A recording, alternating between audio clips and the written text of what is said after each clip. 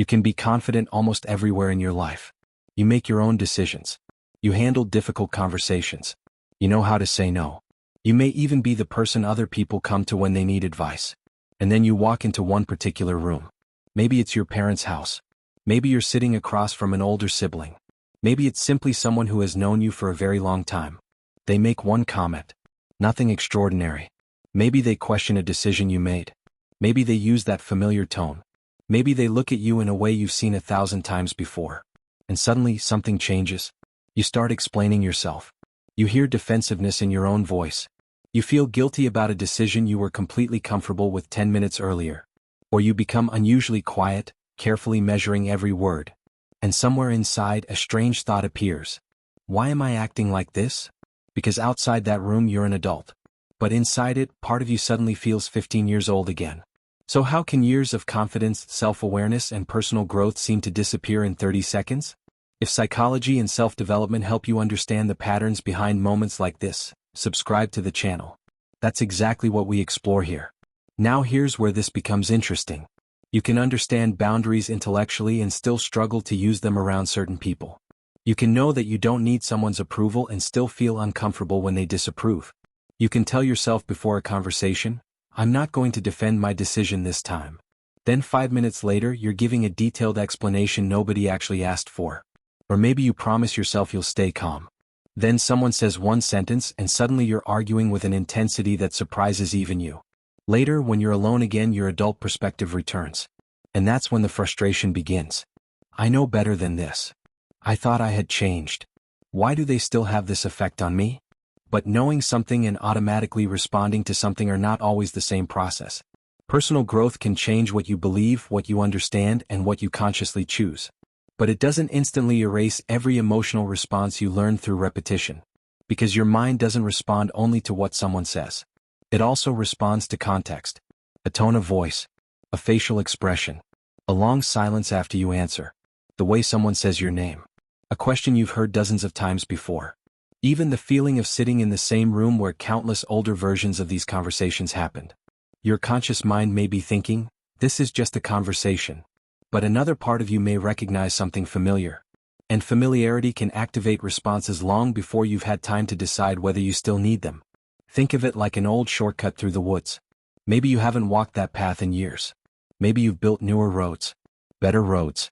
But the old path didn't disappear simply because you stopped using it every day.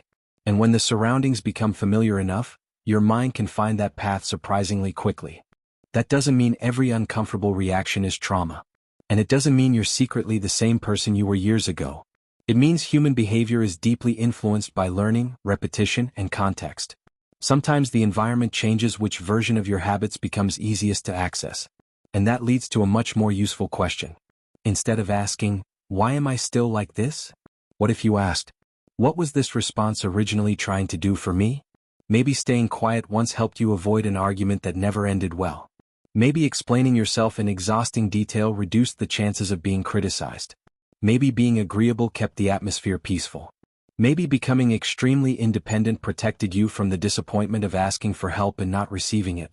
Maybe you became very good at reading people's moods because knowing what emotional weather was coming gave you time to prepare. These behaviors can look frustrating from your adult perspective.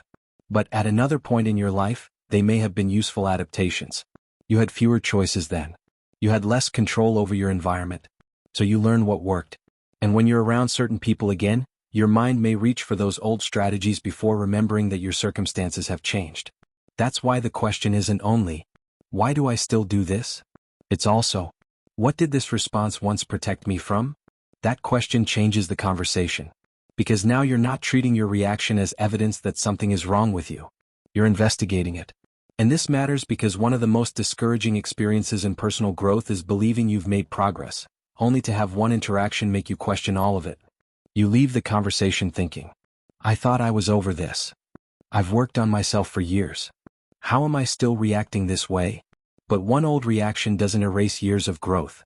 In fact, you may be measuring progress incorrectly. Imagine that years ago the pattern looked like this. Something triggered you. You reacted automatically. Then you spent 2 days replaying the conversation, defending yourself in your head, feeling guilty, angry, or ashamed. Later, something changes. You still react. But 20 minutes afterward, you recognize what happened. Wait, I did that thing again. That may not feel like progress, but it is awareness that wasn't there before. Eventually, perhaps you notice it 5 minutes afterward, then 30 seconds afterward. And one day something very different happens. You notice it while it's happening. The familiar comment comes. You feel the tension in your body. Your mind immediately begins preparing the explanation. You can almost hear the sentences lining up. No, that's not what I meant. Let me explain. You don't understand. I only did it because... And then there's a tiny pause. Maybe only 3 seconds. But inside those 3 seconds you recognize something. I know this feeling. That's a very different statement from, they're making me do this. And it's also different from, I'm becoming weak again. Instead you can recognize, my old response just showed up. If you've ever caught yourself in that exact moment, tell me in the comments. And if this is helping you understand one of your own patterns, give the video a like. Because that tiny moment of recognition creates something the older version of you may not have had. Choice. A simple way to think about that moment is, notice, name, choose. First, notice what's actually happening. Maybe your chest tightens. Maybe you suddenly feel an urgent need to prove your point. Maybe you're rehearsing an apology before you've even decided whether you've done anything wrong. Don't immediately fight the feeling. Notice it, then name the pattern. This is the part of me that wants everyone to be okay with my decision. This is the old urge to explain everything. This is the moment when I usually shut down. Naming it creates a little distance between you and the reaction. And then comes the most important part. Choose. Not what the younger version of you learned to do automatically. Not what will guarantee that nobody becomes disappointed. What does the present-day version of you actually want to do? Maybe you wait 3 seconds before answering. Maybe you say 1 sentence instead of 10. Maybe you say, I understand that you see it differently. And stop there. Maybe you decide you don't need to answer immediately at all. These choices can look almost insignificant from the outside. But psychologically they're enormous. Because the goal isn't to destroy the older version of yourself. That version isn't your enemy. It learned strategies under circumstances that may have been very different from the ones you live in today. The difference is that now you have options it didn't have. Back then the thought may have been, I have to keep everyone happy. Now it can become, someone can be disappointed with me and I can still be okay. Back then, I need them to understand me. Now, I can explain myself without spending the next 20 minutes trying to earn permission for my decision. Back then, if there's conflict, something is terribly wrong. Now, this is uncomfortable. But uncomfortable doesn't automatically mean dangerous. And this is where personal growth becomes quieter than people expect. Growth isn't becoming emotionally untouchable.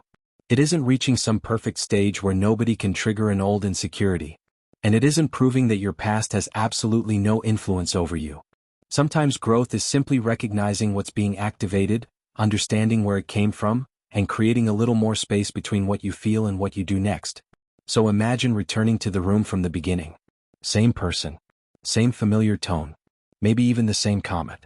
And for a second you feel it again. That younger version of you appears. The urge to explain. To defend. To become quiet. To make sure everyone approves. The feeling may still be there. But this time you recognize it. You don't have to hate it.